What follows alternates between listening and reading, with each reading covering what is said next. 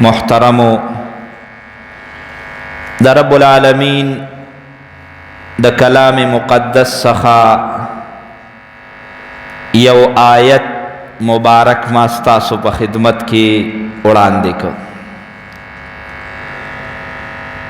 اللہ فرمائی قل یا عبادی الذین اسرفوا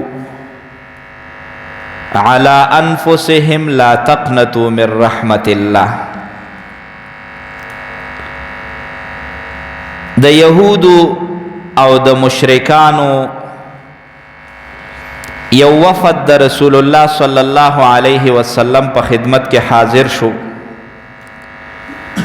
دا روایت عبداللہ ابن عباس رضی اللہ تعالی عنہ کئی فرمائی چې د یهودو یو وفد او د مشرکانو یو وفد د نبی علیہ السلام خدمت کې حاضر شو او عرض یې وکړه چې د الله پیغمبر دا ته چې کومې خبرې کې دا خو ډېرې خوږې خبرې دي، دا خو په مونږ باندې ډېرې خوږې لګي او زمونږ زړه م غواړي چې دا تا کوم دین راوړی دی چې دا دین مونږ قبول کو. خو یو خبر هم ذهن ته راځي چې مونږ خو ډېر لوی لوی ګناهونه کړي دي، قتلونه هم کړي دي، زناګانې هم کړي دي، ډېر لوی لوی ګناهونه هم کړي دي، نو بیا به د هغې څه چل کېږي؟ که د هغې راته سزا میلاویږي نو بیا خو ښه خبره نه ده. آیا زمونږ دا اسلام راوړل ایمان راوړل مونږ ته به څه فایده وکړي؟ رب العالمین د کلام مقدس دا آیات مبارکه نازل که چې قل یا عبادی الذین اسرفوا علی انفسهم، اے پیغمبره دغه خلکه چې ستا خواله راغلي او دی په ځان ډېر ظلم کړی دی، یعنی ډېر ګناهونه کړي دي، لوی واړه او ښه ډېرې کړي دي، دی یو قسم په ځان ظلم کړی دی، نو ورته ووایه چې ایمان قبول کې او لا تقنطوا من رحمت الله، د الله د رحمت نه ناامیده کېږئ مه. د الله رحمت ډېر زیات وسیع دی، ډېر زیات دی او دا رحمت په غضب باندې غالب دی. امید دی چې الله پاک تاسو ته دغه ګناهونه معاف کړي. د قرآن مجید د دې آیات په رڼا کې یو خبره تاسو ته کوم او هغه دا چې د الله د امید د الله د رحمت نه نا امیدي نه ده پکار. نن سبا مونږ د ګناهونو په سیلاب کې ورډوب یو، نو کله کله زمونږ یو نیک عمل ته زړه وشي نو بل اړخ ته مونږ وایو چې مړت ما خدا دومره ډېر ګناهونه دي، که دا یو 2 رکعاته نفل وکړم د دې خو پکې اړو څه پته مو نه لګي، ما خو څه پورې مونځ نه دی کړی، اوس خو ما ته الله هدایت وکړو سې روزې له لاړم نو زما د دې 2 رکعاته تهجدو به څه فایده، ما خو ډېر لوی ګناهونه کړي دي. او ویم دغه شان یو ملګري سره ګاډي کې ناست وم، هغه ډرایوینګ کو، الله دې خوشحاله کړي، خدمت یې کو، نو ما ورته وی هلکه زه تا ته یو فایده در رسوم، او هغه فایده دا ده چې ته دا خدمت کې نو پکار دی چې الله ته لږ نورم نږدې شي، ستا په مونږ حق شته دی چې داسې یو لار درته وښیو چې الله دې د ناکامۍ نه بچ کړي او کامیابۍ طرف ته لاړ شي. هغه ډېر بدبخت او بدقسمت او مونځ به یې نه کو، نو ما ورته دا مونځ شروع که، نور خو ښه کارونه کې، ښه سړی د علماو خدمتګارې، خو مونځ نه کې، نو دا مونځ شروع که. په لاره کې یو ځای کې کوشو د جمع ټیم او ما ورته راځه مونځ کو، مونځ مو وکړه، نو بیا مې ورته په لاره ګاډي کې دا نصیحت کو چې یاره ګناهګار هر انسان دی، خو دا مونځ چې دی دا د الله داسې عبادت دی چې ګورې روزانه مونږ او تاسو ته الله حکم د مانځه کوي، حی علی الصلاة حی علی الفلاح، او مونږ د الله پاک دغه حکم چې دی نو دا ټکراو لګیا یو منزله نه راځو. نو ما ورته وی مونځ شروع کا، اما ته وایي چې مفتی صاحب مړه تر اوسه پورې م نه دي کړی، ډېر زیات م قضا کړي دي، که اوس یې شروع کو نو دونه ژوند م والې دی، اوس به زمونږ د دې مانځه څه فایده وشي، ځان هم هسې م ور ډوب کړی دی او بس زه په دې خوشحاله یو چې مسلمانان یو، نو سزا خو به هسې م راکوي راله. یو قسم ناامید و چې که اوس زه نیک عمل کوم نو ما ته فایده نه رسي. رب العالمین فرمائی نا یا عبادی الذین اسرفوا علی انفسهم، زما اے آغا بندگانو چا چې په خپل ځان باندې ظلم او زیاتی کړي او ګناه یې کړې ده، منځونه قضا کړي دي او دغه شان نور لوی لوی ګناهونه کړي دي، نو لا تقنطوا من رحمت الله، د الله د رحمت نه په یو وخت کې من امیده کېږي چې کله درله الله پاک توفیق درکوي او هدایت طرف ته راځي، نو راځه او په تیر شوو ګناهونو باندې ستا دا پېمانتیا چې ده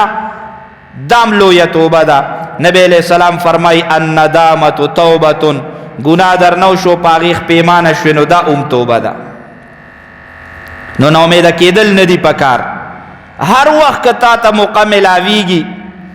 اگر چې تا نه شاته وروسته ډېر ګناهونه شوي دي، هلکه منځونه درنه قضا شوي دي، نو ترتیب یې دا دی چې هر یو مانځه سره یو یو فرض راګرځوه، الله نه بخښنه غواړه، امید دی چې الله به درته معاف کړي. الله خو ډېر زیات رحیم دی،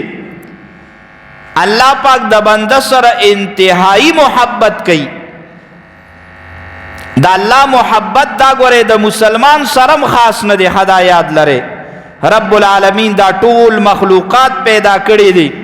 او بیا انسان په مخلوقاتو کې اشرف المخلوقات پیدا کړي دي، نو نوم انسان سره الله پاک محبت ساتي. خدا انسان په خپله ظالم دی چې په ځان ظلم وکړي او ګناهونو کې اخته شي یا د الله د وحدانیت نه انکار وکړي. حضرت موسی علیہ السلام روټه خوړی یو ورځ تشریف فرماو، یو سړی په لاره تېرېده، ورته وی اے موسی علیہ السلام ته خو روټه خورې او زه اوږې ما، لږه روټه به راله رانه کړي چې تا سره کښېنم او اخرم در سره. موسی علیہ السلام ورته وفرمایل تو په کوم دین باندې مسلمانی که مسلمان نی، الله منی که نه منی، زه پیغمبر یم ما پیغمبر منی که نه منی؟ او ورته یره جی زه خو مجوسی یم، مسلمان خو نیم زه مجوسی یم. حضرت موسی علیہ السلام ورته وی لاره دې سیده نیسه، الله نه منی، اوږې روټۍ غواړې او الله نه منی، چې الله دې منلی اوس به مې دله ډېره ښه مېلمستیا کړې وه، واپس یې که. چې هغه لاړه نو یو شیبه پس حضرت جبریل علیہ السلام راغی، وی د الله پیغمبر رب العالمین درته سلام کوي، او د سلام نه وروسته الله فرمایي چې زما دا بنده د 80 کالو نه په دنیا کې ژوند تیری، او یو ورځ مې د خپل در نه نهر نه دی شړلی چې کله یې رانه غوښتې ده ورکړې مې ده، او نن مې ستا میلمه که تاله مې در ولیږه نو تا داسې بېنوا ولیږه، او صرف په دې وجه چې هغه ما نه مني، مسلمان نه دی. موسی علیہ السلام عرض وکړه الہ العالمین اوس زما دپاره څه حکم دی؟ الله فرمایي لاړ شه او دغه انسان اگر که مجوسی دی، خدا انسان دی او تا نه روټۍ وغوښته، نو ځان سره روټۍ ته کښېنه او په شریکه دا روټۍ وخورې. موسی علیہ السلام ورغې او وی کته او را پیدا یې که او د لاسه ونیوه، ریوسته او ځان سره روټۍ ته کښېنو. او مجوسی حیران شو چې لږه شیبه وړاندې خو ده زه د خپل در نه واپس کړي، د خپل کور نه شړلی او اوس راپسې په خپله راغی او ځان سره یې کښېنولم. ورته وی موسی علیہ الصلوات والتسلیمات څه داسې مسله وشوه چې ستا هغه سوچ چې لږه شیبه وړاندې زما دپاره ډېر سخت و اوس بدل شو، څه مسله وشوه؟ ورته وی ته څه خبرې؟ د خپل حیثیت نه څه خبرې؟ د الله د وړاندې ستا څومره لوی حیثیت دی، ته چې ما کله واپس کړې رب العالمین ما ته وحی وکړه او راته وی چې پیغمبر دا سړی دی ولی واپس ولېږه لاړ شو دی راوله او ځان سره کېنوه ځکه دا سړی د سورزو نهر دی روټۍ نه ده خوړلې په ده باندې خوراک وکړه نو ما ته د الله حکم و ځکه زه تا پسې درلم او ته مې واپس راوستې مجوسي ورته وایي ښه ستاسو رب العالمین دومره رحیم ذات دی چې یو سړی چې هغې منیم نه بیا هم خپل پیغمبر ته وحی کوي چې لاړ شو ری والا روټۍ پې وخوره وی او ما ته الله پاک حکم وکړو چې لاړ شو دی راوله او ځان سره روټۍ ته کېنوه ورته وی ای موسی علیه السلام زه په تا باندې ایمان راوړم ستا په رب باندې ایمان راوړم ستا د دین د داخلېدو چې کومه لار یو کومه کلمه هغه ما ته ووایه چې زه مسلمان شم هغې ووی مسلمان شو الله خو داسې رحیم ذات دی چې هغه د کفر او اسلام خو رسته خبره ده د انسانیت دومره قدر کوي رب العالمین نو ایس وخت د الله د رحمت نه ناامیدي نه ده پکار چې الله پاک د مدینې منورې د یهودو د مشرکانو هغه لوی لوی ګناهونه معاف کوي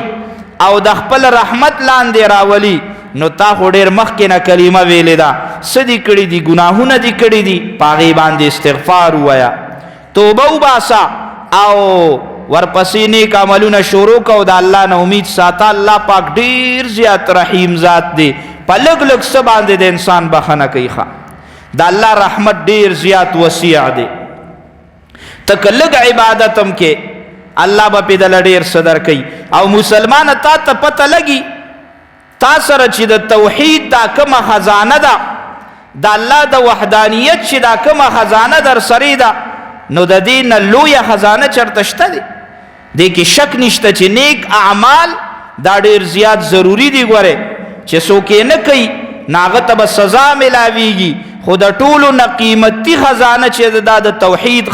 خزانه ده چې مو تا په زړه کې او په ژبه باندې د الله د وحدانیت اقرار کو د الله د یووالي اقرار کو په الله باندې ایمان وروړو دا ډېره لویه خبره ده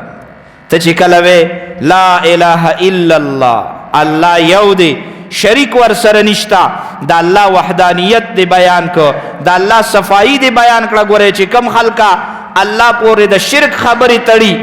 سوک والا فرشتي لوریانې ګرځي وقالت اليهود عزير ابن الله وقالت النصارى المسيح ابن الله نصارا وی د عیسی علیہ السلام د الله زوی دی یهود وی عزیر علیہ السلام د الله زوی دی سو کوئی الملائکه بنات الله دا فرشتي د الله لوریانی دي او ستا په زړه کې د الله وحدانیت دی د الله یووالی دی زړه دی د توحید په رڼا باندې منور کړي دا څومره لویه خبره ده تا ته پته د الله پاک په دې باندې تعالی څه درکوي چې ته د الله صفایي بیانې او د شرک نه پاکې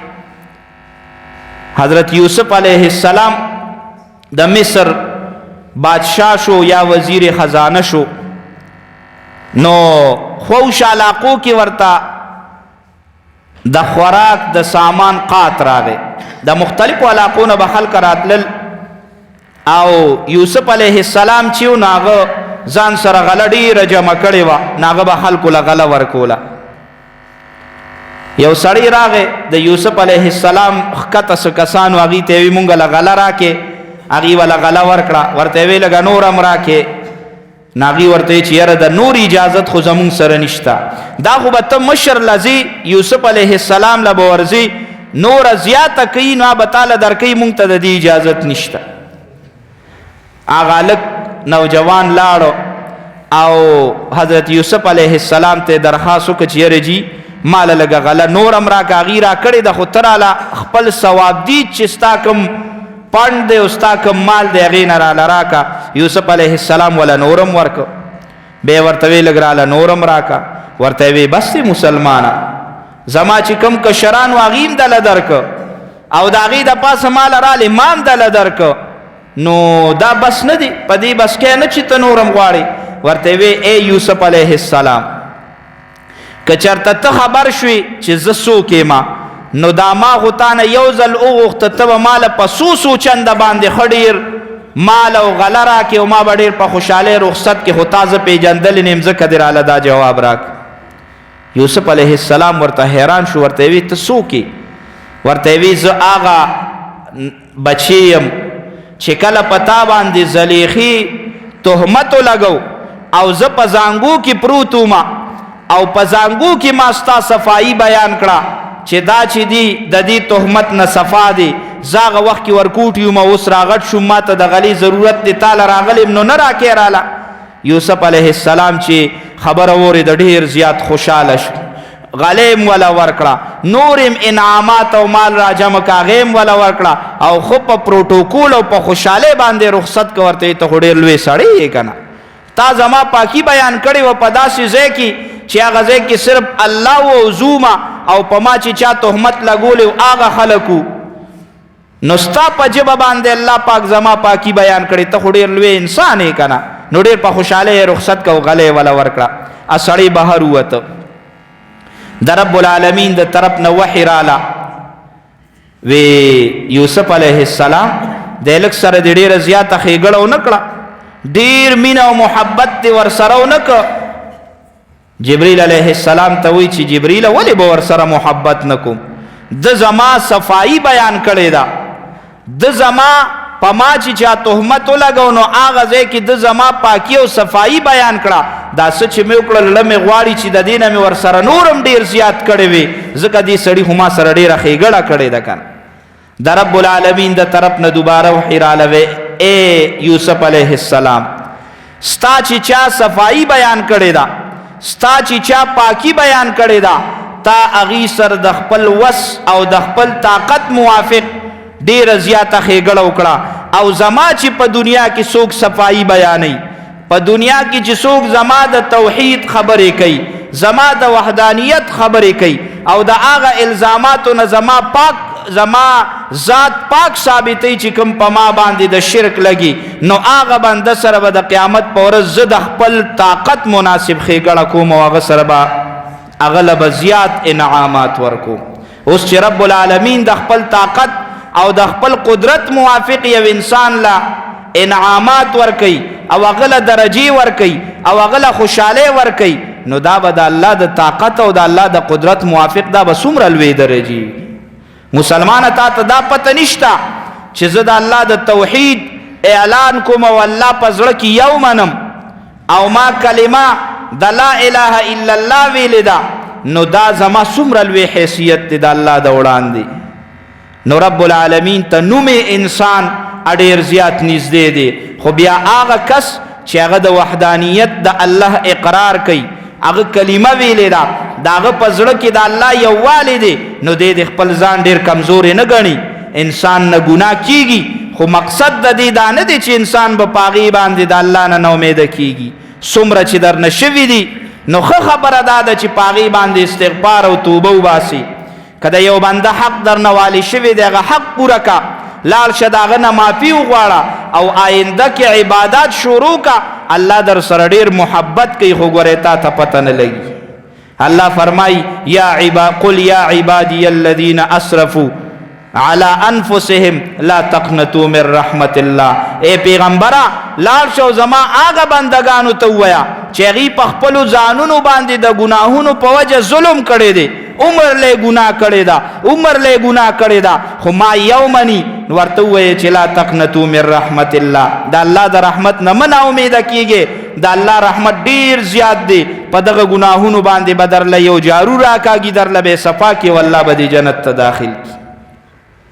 نو ایس وخت کې د الله نه امیدي نه ده پکار چې یو سړی په زړه کې دا سوچ کوي چې ما خو ډېر زیات ګناهونه کړي دي اوس چې زه د هغې نه صفا کېږم آصف هم راله د هغې سزا راکوي توبه وباسه توبه دا یو داسې ریګمال دی چې د انسان هر قسمه ګناه چې دی هغه مکمل صفا کوي نو د ګناه نه توبه وباسه او آینده د الله نه ښه امید ساته